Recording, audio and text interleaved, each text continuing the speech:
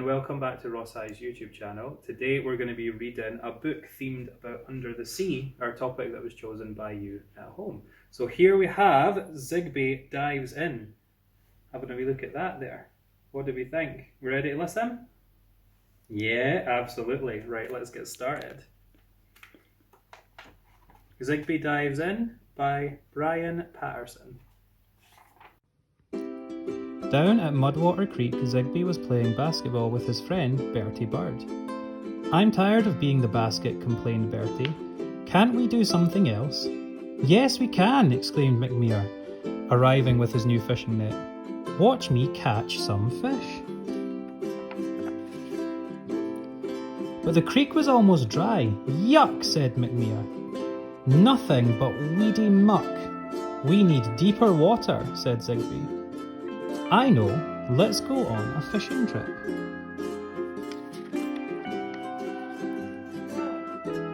The friends set off through the forest to look for water. They took everything they might need on a fishing trip. Suddenly, McMear spotted a yellow butterfly. "Watch me catch it in my net," he shouted. He ran ahead and tripped on a rock and tumbled out of sight. "Help!" cried McMear. "Are you all right?" asked Bertie, peering down through the bushes. "Yes," McMear called. "Come and see what I've found."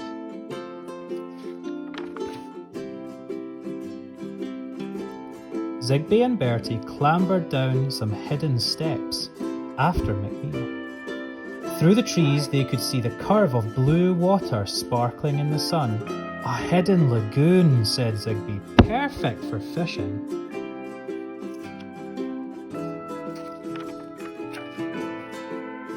"There's no one else here," said Bertie. "Are you sure it's safe?" "Of course it is," scoffed McMear, "and I bet it's teeming with fish." "I'll soon find out," said Zigby, putting on his trunks. "I'm going for a swim." Zigby waded into the lagoon. "It's lovely and warm. Come in, Bertie," he called. "No fear," Bertie replied. "I don't like water. I'm going to build a sandcastle." McMear tied a hammock between two trees. "This is the way to fish," he sighed contentedly. He waited a long time, but nothing swam into his net. After a while, the warm sunshine made him drowsy, and he dozed off. Then McMear woke up with a start. "Hey, who took my fishing net?" Bertie looked up. "You were asleep, McMear. You must have dropped it in the water." McMear started to cry. "I want my fishing net." "Don't worry," said Zigby. "I'll dive down and find it for you." "Thanks," sniffed McMear. "Be careful, Zigby," warned Bertie.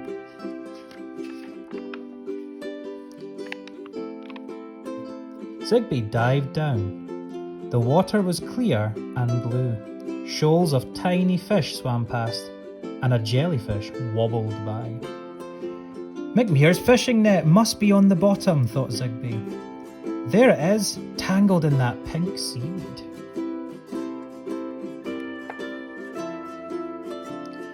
Zigby grabbed the fishing net and pulled. To his surprise, the seaweed pulled back. Two bulging eyes snapped open and glared. "Help! It's not seaweed, it's a giant octopus," thought Zigby. Back on the beach, Zigby's friends were waiting for him. "He's been down there a long time. I hope he's all right," worried Bertie. "And I hope he's got my fishing net," added McMear. Zigby had got the fishing net, but the octopus wasn't ready to give it back. He chased Zigby in and out of the rocks. Zigby swam through the arch, but the giant octopus squeezed through after him. He had to think of something fast. At that moment, some striped fish swam by.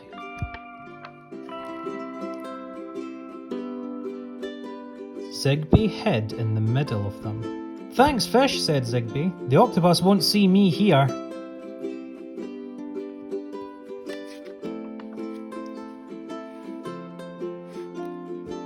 Finally, Zigby kicked up towards the surface.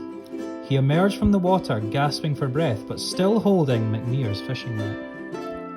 "Hooray! You've got it," said McMear. "What took you so long?" "There's a huge octopus down there," panted Zigby. "With 8 legs and big bulgy eyes," asked Bertie. "Yes," said Zigby. "How did you know?" "Because it's right behind you. Run!" Zigby, Bertie and McMear ran from the beach. They crashed through the trees and didn't stop running until they were home at Mudwater Creek.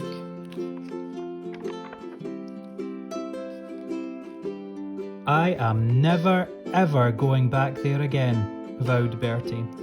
"Never mind," said Zigby. "At least we've still got McMear's fishing net. It's a pity we stepped on the pole, though."